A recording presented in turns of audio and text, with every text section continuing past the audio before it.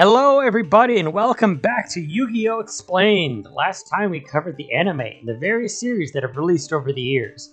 I do need to make a quick addendum, as ever since that episode released, we actually have gotten the announcement that the next Yu-Gi-Oh! Series, tentatively titled Yu-Gi-Oh! Go Rush, has been announced, and seems to be a sequel set in the future of Yu-Gi-Oh! 7's world. I just wanted to make a note of this because I wasn't able to in the last episode, but now we'll be moving into the topic of today's video. And that is the Yu-Gi-Oh! Trading card game. Yeah, a full video in and we haven't even discussed how the game itself is played, but I promise it's for a reason. This game is complicated. And there is a way to learn it, but there are infinitely more ways to be confused and overwhelmed by it. So this is my attempt to be comprehensive while also being easy to understand.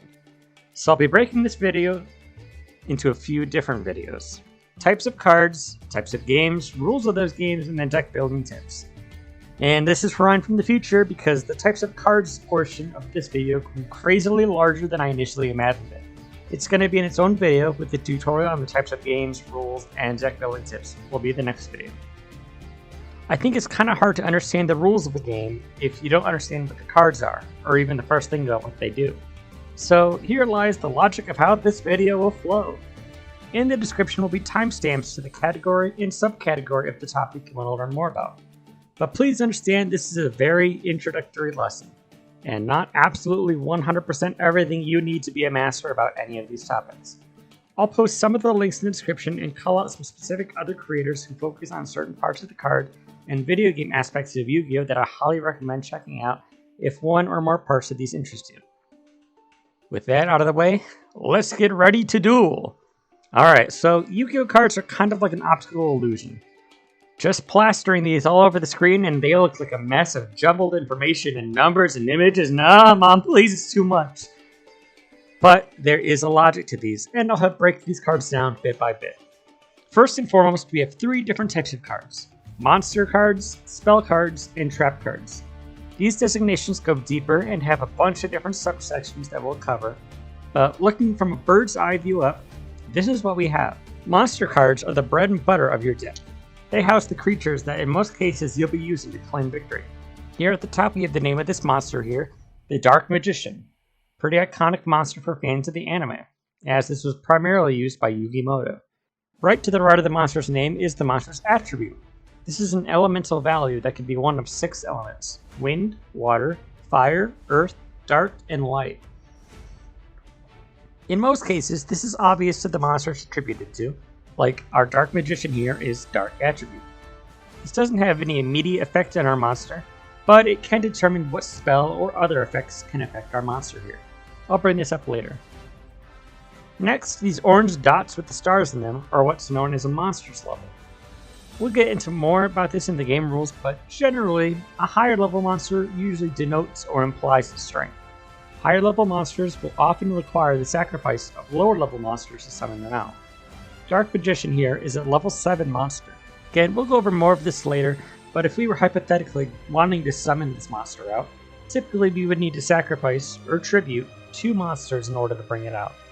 Here of course is the art of the monster. It's pretty self-explanatory, but I wanted to point it out. Moving down we have the effect or the description box. Depending on the type of monster, this box here will list the details of the special abilities that each monster has. Dark Magician, however, is what is known as a normal monster, noted by the hue of the card. Normal monsters have no special abilities, so the text down here tends to be flavor text. However, the text right above it in the brackets here denotes the type of the monster. Dark Magician here is a spellcaster, which, like the attributes, can help it be affected by different effects throughout the game. Now, I promise this will make more sense as we see duels in action. Monster cards are denoted by the color of the card, as here is what is known as an effect monster. Note the similarities in how the cards are lined up. The giant rat here is an earth attribute monster and is level 4. This monster requires no sacrifice in order to summon it. And if we see here, the text denotes that the giant rat is a beast and also an effect monster, and its effect reads as follows. When this card is destroyed by battle and sent to the graveyard, you can special summon 1 earth monster with 1500 or less attack from your deck in attack position.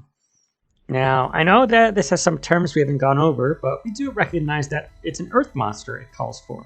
So when this monster is defeated in battle, you get to automatically look for your deck for another monster that is Earth attribute and summon it to the field in its place, even on your opponent's turn. So long as it follows the other rules of the effect, which brings us back to the attack and the defense values. Down here at the bottom of the card we have two values, attack and defense. Going back to Dark Magician, we see here that he's boasting 2,500 attack points and 2,100 defense points. YuGiOh monster values are handled in multiples of 100. But there are a few stray examples where a monster will have a value that goes into the 50 intervals, 1050, 1450, etc. These values will be important because your attack value is the number you want attacking your opponents. So the higher the value, the better your odds at winning. Usually. So that's all the parts of a normal and an effect monster. Not too bad. As a quick review, normal monsters have no special effects, and the attributes and types of the monsters they are determine what effects they're affected by. Like how the Giant's Rat ability here affects Earth monsters in your deck. The level here denotes the number of tributes you'll need to summon that monster. Higher level monsters will need more tributes to summon. I glossed over it before, but here's the scale to level to tribute ratio. Monsters level 1 to 4 can be summoned freely without any tributes. Monsters level 5 to 6 require 1 tribute. Monsters from level 7 to 9 require 2 tributes, and the rare level 10 monsters and above, unless otherwise stated, will require 3 tributes. Make sense? Okay, next we're going to move on to fusion monsters. These cards are purple in color, and as their name implies, are a fusion of multiple monsters. Typically, these monsters require the use of a spell card to be summoned out. They aren't just something you can throw down by themselves. I say usually, but newer cards have newer ways to get these out, and I'll go over some specific examples in a little bit. However, in most cases you'll be using a card called Polymerization. We've still yet to go over spell cards, so I won't go too deep into detail here yet, but this here card is basically a catalyst for turning your smaller monsters into larger fusions. The monster we have here, Blue Eyes Ultimate Dragon, is a level 12, light attribute, dragon type, fusion monster. Level in this case doesn't matter too much because you're not tribute summoning it, so that's one bit of information we can discard of relevant information on our table.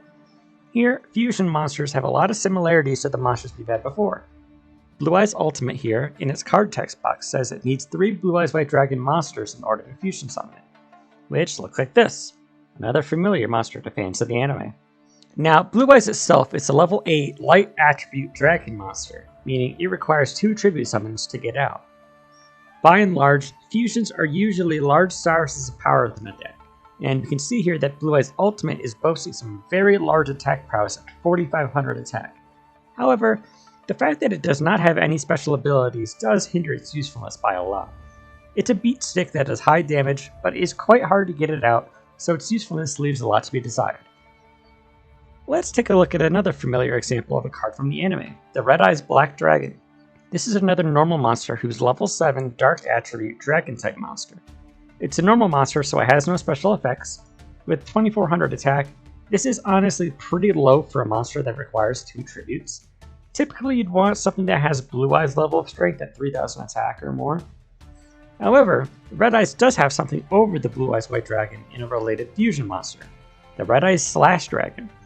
Now, just looking at this, we can see there's a lot more going on down here, and we'll get there in a minute, but I want to continue to re-establish the fundamentals we've seen in other cards. Red Eyes Slash Dragon is a dark attribute, level 7 dragon type monster that is also a fusion monster and has a special effect. Its attack is 2800 and its defense is 2400. In order to summon this monster, you will need 1 Red Eyes Black Dragon and any other monster that's a warrior. Now, let me tell you, warriors are plenty in this card game, so you can choose literally any monster that fits that designation.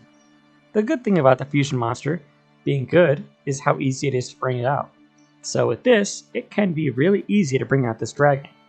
Now for its special effect.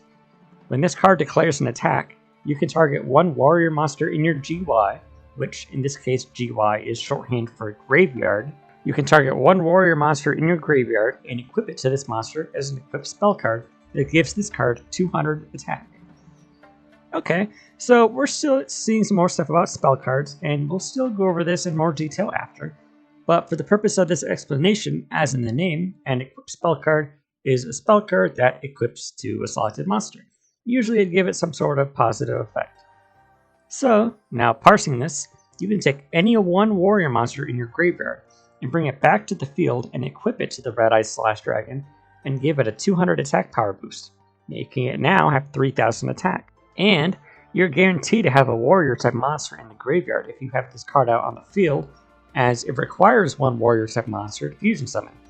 However, this effect isn't done yet. When a card or effect is activated that targets a card you control, you can send one equip card you control to the graveyard, negate the activation, and if you do, destroy that card. So, say you have this card out and it's equipped with a warrior monster. I'm going to use the example of Elemental Hero Neo's Alias here. It's a warrior type monster that we can see. Now, say your opponent wants to play a card or effect of their own that would destroy our Red Eyes Slash Dragon. Your dragon has the ability to ditch that equipped warrior monster back to the graveyard to completely shield itself from that effect. Now, your dragon would lose that 200 attack buff it got, but if we remember that first ability, when a Red Eyes monster declares an attack, you can easily on your next turn declare an attack, get that same warrior monster back equipped to your dragon, get those attack points back, and get that shield back. So you see how much more utility this monster has than the Blue Eyes Ultimate Dragon's "Hi, I have a big number, please die." And that's not even the last of its effects. Red Eyes Slash Dragon has one final ability. If this card is destroyed by battle or by card effect, so, say hypothetically your opponent had two cards ready to destroy your dragon, one to get rid of the shield and one to get rid of the dragon all in the same turn, you can special summon as many monsters from your graveyard as possible that were equipped to this card. So if your dragon somehow gets taken down, it doesn't leave you fully defenseless on its destruction. This here is the utility that some cards can have. Now, that's fusion in a very close-knit box. There's way more out there to learn, and in general, these are combinations of monsters that are summoned by usually using a spell card like Polymerization. Although some monsters, like the Red Eyes Slash Dragon here, may use more specialized fusion cards called Red Eyes Fusion. And one final thing about fusion cards, they aren't placed in your normal deck. We'll go over more of this in the game rules section, but with all the other monsters we've talked about thus far, they're part of your main deck, the deck that you draw from every turn. Fusion monsters, however, go into what is called the extra deck. This is where almost all of the other extra type of monsters will be held in, but the exceptions we'll go over as we continue.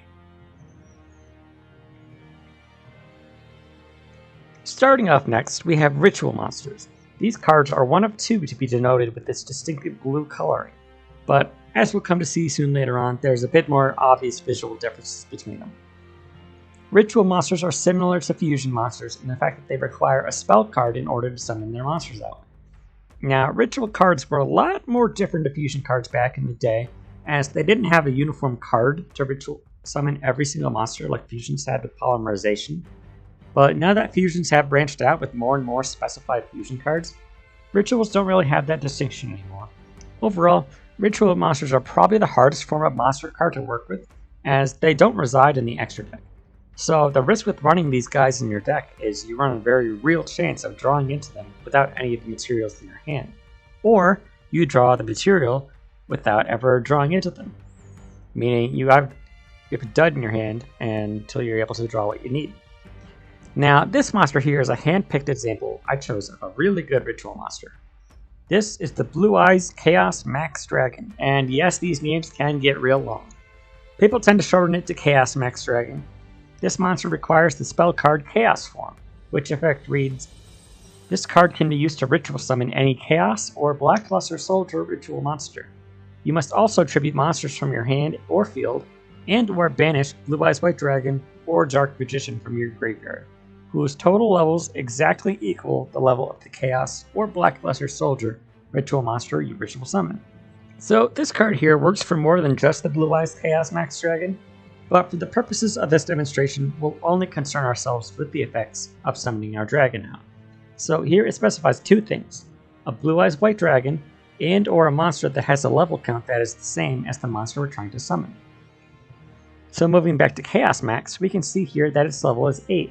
So you can either use a level 8 monster on your hand or field, or a Blue Eyes White Dragon in your graveyard. This is a really good amount of variety here, as it gives you a lot of options to get it out onto the field.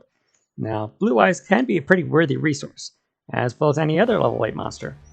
What kind of boon are you getting for that high cost? First and foremost, Blue Eyes Chaos Max Dragon has a beefy 4000 attack stat. This is enough to run over almost any kind of monster you see in battle, which you might notice is a little bit less than the Blue Eyes Ultimate Dragon. But we also noticed that it has 0 defense points. Now that's not great, but we'll see in a second there are protections against this weakness and its effect, which is what makes it better than Blue Eyes Ultimate because it does have a special ability. So here we have a very specific line of text here in the effect saying that this card must be ritual summoned, which means it cannot be special summoned to the field by other ways other than the Chaos Form spell card. This is a part of why rituals are harder to justify a slot in the deck, as their means of summoning are limited to their ritual spell card, whereas other monster types typically have multiple ways to get their cards out.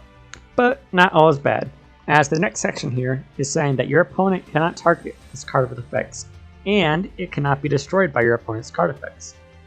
Notice how this says card effects and not monster effects or spell effects or trap effects. This is protected from being targeted and destroyed, implying that with the exception of very few cards or effects, the only way you're getting over this behemoth is by battling it, in which we see here, 4000 is a very high attack value. Next, and the cherry on top of when it attacks an opponent's monster in defense position, it inflicts double piercing battle damage. Now that's pretty nasty. Say you have an opposing man-eater bug on your opponent's field. I bring this example up, not because you'll reasonably see it in play today, but because it's a pretty recognizable monster from the olden days of Yu-Gi-Oh! Man-Eater Bug is an effect monster whose main gimmick is being set down to act as a trap for opponents to attack into, as its effect here states that when it's flipped up, you get to destroy one monster on the field. Now, someone might want to be cheeky by sending this little critter out to eke out a victory over the mighty dragon, but instead, you'll be guaranteeing your opponent's victory. So let's play it out. Chaos Max attacks Man-Eater Bug, revealing it and activating its effect. But, oh no! Chaos Max cannot be targeted or destroyed by its effects, so Chaos Max's attack will continue through. We see Man-Eater Bug has 600 defense points, and going to Chaos Max's attack of 4000, that means it's a clear victory. But wait, one might ask, Man-Eater Bug is in defense position, so it does not take any damage from your opponent's attack, you say. And right you are, even though we're getting a little bit ahead of our tutorial here. In normal circumstances, yes, Man-Eater Bug would be destroyed, and you would take 0 damage to your life points from this battle. However, we remember Chaos Max's last ability, the one to inflict double piercing battle damage. Piercing here is a standardized word in Yu-Gi-Oh, which means you will take any battle damage between the difference of the attacking monster's attack points and the defending monster's defense points. And Blue Eyes does double. That's 6,800 life points of damage from a single battle. And now you're back into a corner. In a normal 8,000 life point game, you're left with 1,200 life points, assuming this interaction happened when you had the maximum amount of life points remaining. And your next move is likely one of 2 steps. You're either going to summon a monster in attack position, or in defense position. And either way, you'll be facing an onslaught the next turn that will most likely eliminate the rest of your life points. Now, there are counters to this card, and ways to get over it. For example, an effect monster named Ultimate Conductor Tyranno has an effect that can be helpful in taking down the dreaded dragon. Well, it has a lot of effects, honestly. We'll just focus on this one here that lets you destroy one monster in your hand or on your field, and you get to flip all the monsters on your opponent's side of the field face down in defense. And now that big scary dragon has a very large goose egg to defend itself. There are more examples, but this is just one in how ritual cards can be utilized. Overall, these are my least favorite types of monsters. Next up, we have the beginning, where people started to drop off on Yu-Gi-Oh! Synchro Monsters. They are denoted by their white backgrounds and, like fusion monsters, reside in the extra deck, meaning you don't draw into them. They also, like fusion monsters, typically take more than one monster in order to fusion summon them. However, unlike fusion monsters, their summoning materials are a bit more open and less limited. The example card I'm going to use now is the Stardust Dragon, the ace of the character from the anime that introduced synchro summoning, Yusei Fudo. Stardust Dragon here is a wind attribute monster that's level 8, And down here we see that it's a Dragon Synchro Effect Monster with an attack of 2500 and a defense of 2000. This stat spread is common for the ace monsters of the protagonists of the shows. The synchro aspect here is a big factor of these cards, for in order to synchro summon a monster, you need one tuner and one non-tuner monster. What is a non-tuner monster? So far, everything we've covered. Tuner monsters are monsters that have specific designations as being tuner monsters. They are typically levels 1 to 3, with a few level 4 tuner monsters here and there, and way fewer level 5 and above tuners. For tuners, levels are everything. They are such low levels often because they tend to tune up monsters of also low levels in order to synchro summon monsters that have a level total, the sum of the two monsters. Now, tuners can be anything. They can be normal monsters, effect monsters, ritual monsters, fusion monsters, literally anything. Heck, even synchro monsters can be tuner monsters. We'll go over that specific situation in a moment. If we wanted to synchro summon, we can take this Junk Synchron here, which is a level 3 effect tuner monster. And if we look back to the Stardust Dragon we were looking at earlier, it's a level 8 synchro monster, which means we're missing a level 5 monster from this equation. We can take any level 5 monster here in this situation, because we've already fulfilled the condition of having the tuner monster in Junk Synchron. So we have our two monsters, we just summon our dragon and we draw these two, right? It's that easy? Unfortunately, no. This is the first extra monster type where the materials you use need to be both summoned to the field in order to initiate a synchro summon. Typically, tuners have abilities which allow them to come to the field easier, so it's not as bad a drawback, but it is noticeably more strict than, say, something like fusions, where you can bring them out using materials in your hand or field. However, since synchro monsters are in your extra deck, in most cases you can special summon these monsters to the field by other ways using specific cards. It doesn't exactly have the restriction of ritual cards by only being able to come out with their one summon method. Next for synchros are monsters that aren't really delineated in the card game, but are made a special example of in the anime. Excel Synchros. This is a synchro monster that is comprised of 2 or more synchro monsters. One that is not a tuner and one that is. Meaning you have to synchro summon the first monster.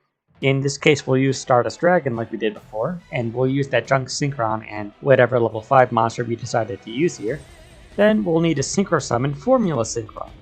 This is a light machine synchro tuner effect monster that requires one tuner and one non-tuner monster. So basically, you'll need a level 1 monster that's a tuner and a level 1 monster that's not, such as Formula Synchron here is level 2. Next, that we have those 2 synchro monsters on the field, you can synchro summon an Excel Synchro monster, Shooting Star Dragon. This is a level 10 synchro monster whose card effect text is that of a Herman Melville short story, and with stats higher than the Stardust Dragon and Formula Synchron combined. I'm not going to analyze its effects here, but it basically does a lot of things and does it better than Stardust Dragon would. Of course, going to the Excel Synchro tier is completely optional and is not required in order to play synchro monsters. You can run decks that just go to Stardust Dragon and do just fine. I just wanted to show you how the depths at which you can go. Synchro monsters as a whole are really powerful, and there are plenty of decks out there that utilize a vast array of synchro monsters, considering their generally more lax summoning conditions. Moving forward, we go into the main summoning mechanic introduced in Yu-Gi-Oh! XYZ, XYZ Monsters. Now, I know the community has historically had trouble pronouncing this one. Some saying XYZ, or some saying Exceed, but the proper pronunciation is XYZ. These monsters have a black background and on the surface have some differences to the other cards. The card I'm going to be using for an example here is the Ace Monster of XYZ's protagonist, number 39 Utopia. We see here it's a light attribute. What is this here? Well, my fine friends, this is Utopia's Rain. They are black circles with gold stars on them, very similar to a monster's level, but it's on the opposite side of the card here. So XYZ monsters don't have levels, which means that effects that affect a monster's level don't affect XYZ monsters. Similarly, it means they can't be used for a ritual or a synchro summon, as those methods rely on the monster's levels in order to resolve.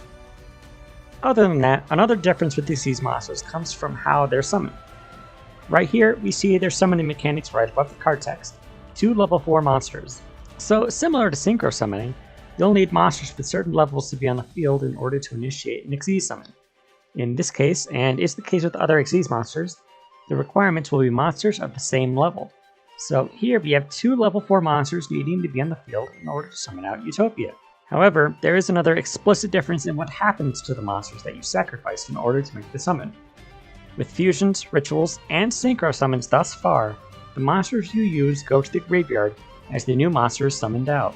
However, with XYZ Monsters, you keep them on the field and place them underneath the XYZ Monster, overlaying them. The monsters underneath are not counted as active monsters on the field, but instead as overlay units. These are basically used as ammunition for the effects of the XYZ Monster. For example, when any player's monster declares an attack, you can detach one XYZ material from this card and negate the attack.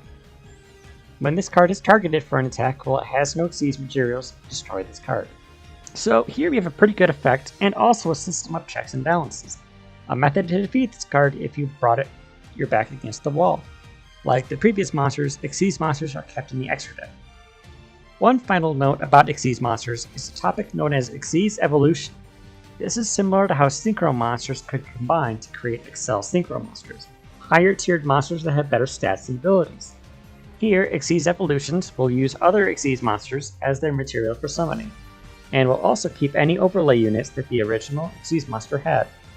One example of this is Cyber Dragon Nova. This one's a personal favorite of mine. It requires 2 level 5 machine monsters to be summoned out. In this case, you can use the normal Cyber Dragon cards to overlay into Nova. Then when you get Nova out, you can further summon out Cyber Dragon Infinity.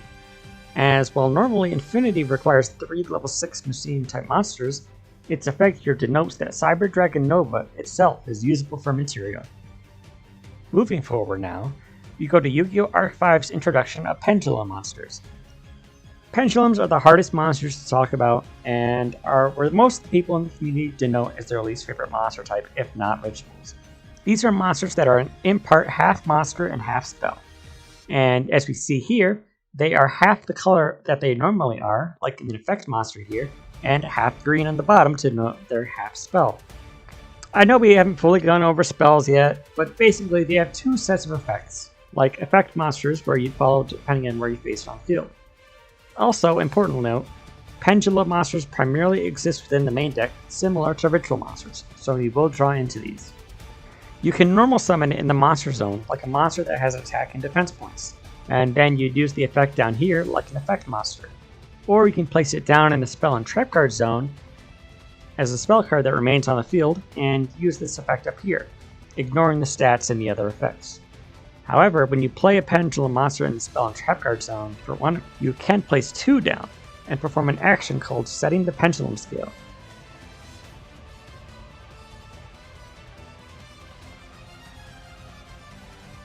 You notice these 2 honkers, right? These are scale values, and each Pendulum card has an associated number with them.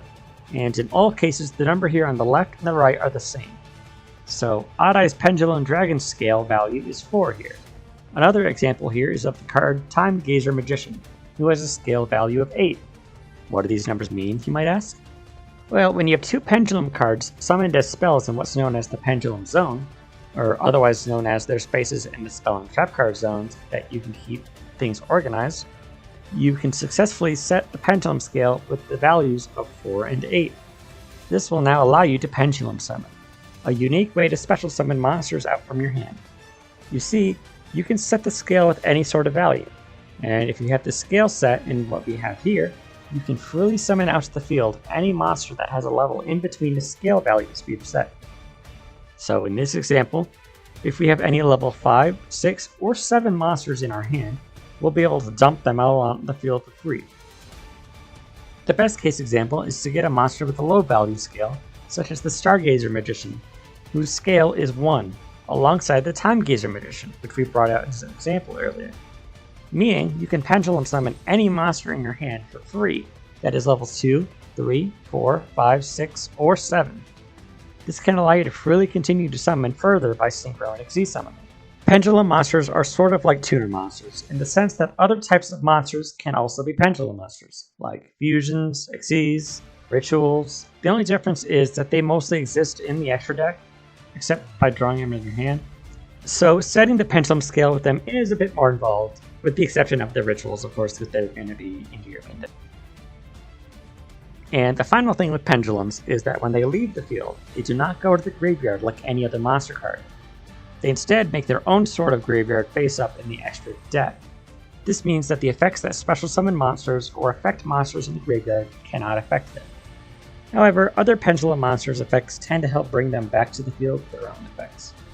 Next up, we're going to be moving on to the card type introduced in YuGiOh Vrains, Link Monsters. In normal YuGiOh duels, this is the most recent card type added. They feature these cards with blue backgrounds similar to Ritual Monsters, but there's plenty different here on the face from a Ritual Monster. There's a distinctive honeycomb pattern running across the background, and just on the border of the card art is what we call link markers. Different Link Monsters will have different arrows lit up in red on the link markers, and these denote which zones on the field are affected by the card's passive buffs or nerfs. For example, Decode Talker has 3 link markers on it, one pointing directly above it, and another 2 pointing to the lower left and lower right. We'll get more to the specifics of this more in duels, but basically, any cards that this card points to are what are affected by and to. In Decode Talker's case, it actually gains 500 attack points for every card it points to. Now, there are some other large differences with Link Monsters here we need to talk about. First and foremost is the lack of a level and a rank. Yep, up here it's completely blank, so these monsters cannot be used as a material for Synchro Summons or XYZ Summons, and like the other monsters we've seen thus far, they exist within the extra deck. So they're not going to be able to be Pendulum summoned out from the hand. Next comes their lack of defense points. So this here means that Link Monsters can only be summoned and remain in attack mode, and effects that would flip them face down or into defense mode do not affect Link Monsters. Similarly to how effects that target monsters with levels or have anything to do with levels do not affect them. In order to summon a Link Monster, you're effectively performing a Synchro or XYZ summon without the benefits or drawbacks of those summoning methods. Here, Decode Talker requires 2 or more effect monsters in order to summon it out. Like Synchro and XYZ monsters, these need to be summoned onto the field. And the final monster type we'll talk about here is a Maximum Monster. This type of card is exclusive to the Rush Duel format.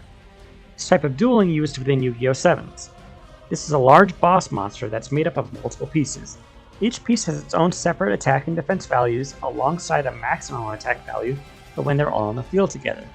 One example of a Maximum Monster is YuGiOh, the Heavenly Emperor Dragon Tree, who normally has an attack value of 2,000, but a maximum potential of 4,000 when combined with its 2 other pieces. Now, listen, I know this card looks a lot different to everything we've seen this far format-wise, and that's because Rush Duels use a different kind of YuGiOh card, which lends itself better to those formats. I'll be going more over about this in the How to Play Rush Duel section in the next video. I've just been brought to attention 3 types of effect monsters I forgot to add into this script, because it's solely I don't use them or care about them. But here we go! Speed round! 1. Spirit Monsters. They go back in your hand at the end of the turn. 2. Gemini Monsters. They are normal monsters that get an effect if you waste your normal summon on an already summoned monster. 3. Union Monsters. You attach them to other monsters to give them stats for effects. Okay, so monsters are finally, thankfully, done. And double thankfully, the next section's a lot simpler. Spell cards! So these cards are green cards that used to be called magic cards until Magic the Gathering didn't like that anymore. So shortly into Yu-Gi-Oh's lifespan, they had to change it to spell cards. If you have some older Yu-Gi-Oh cards in your collection, you may notice some cards are either magic cards or talk about magic cards. This is why that is. They mean the same thing now. They often have a single use you can play from your hand at any point as long as you have it in your hand.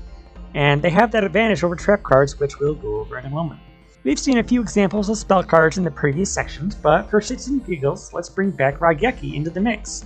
This here is a normal spell card that allows us to wipe the opponent's board clean of monsters. There are currently 6 types of spell cards out there, and I promise this won't take as long as the monsters. Normal spells. Cards like Raigeki. You use it, its effect goes off, it goes to the graveyard afterward. Continuous spells. These are denoted by the infinity symbol on the card face up here, and remain on the field, meaning the effect of the spell continues for as long as it remains on the field. A good example of this is Messenger of Peace, which states that monsters with more than 1,500 attack points cannot attack. Although it comes with the drawback that every turn you must lose 100 life points in order to keep this card active every turn. Field Spell. This is the card you place outside of the normal spell and trap card zone right up here as a general field-wide buff to your cards or nerf to your opponent's cards. These, like continuous spell cards, will remain on the field unless destroyed or replaced.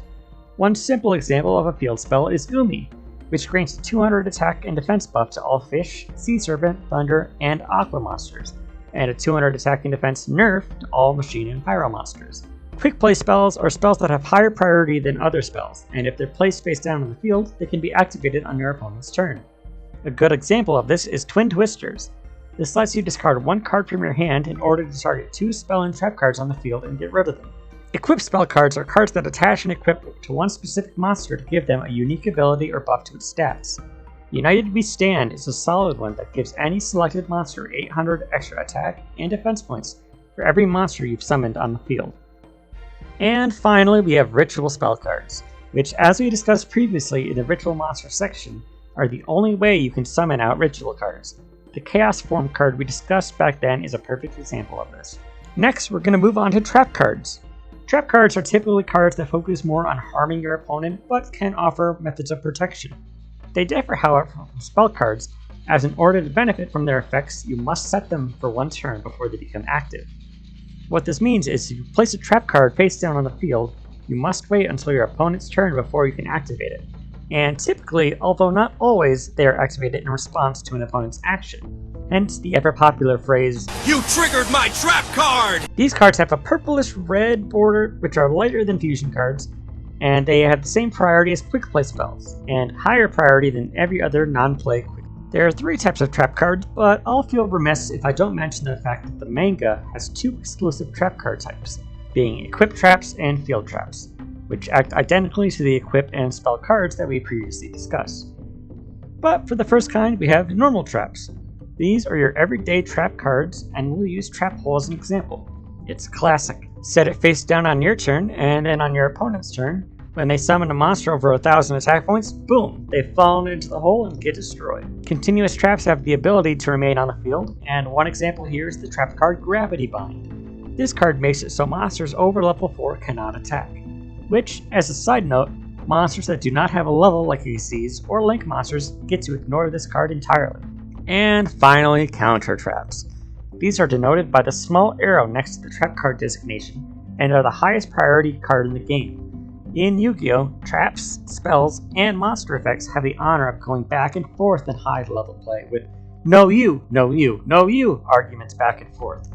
And counter traps are here to help break those situations up, as the only thing that can respond to a counter trap is another counter trap. Solemn Judgment here is a good example of one, as its effect is to pay half of your life points to say no to any one card effect, whether it be a spell, trap, or a monster's effect. You just say no. And with that, we have finally covered every single card type in Yu-Gi-Oh! And every deck has a selection of most of these cards. This video has grown way bigger than I initially expected it to be. But there you have it. You have the definitive answer to whenever someone tells you, "Oh man, I just can't understand Yu-Gi-Oh! They have too many things to know, and I don't know what any of these new cards do." Now you know. How this is used in practice and in building a deck and how the actual game is played, that's all going to be saved for next time. I'm plenty tired of talking about monsters myself. But until then, I want to thank you all for checking this video out, and I recommend you subscribe if you want to check out more like it. Check you guys next time.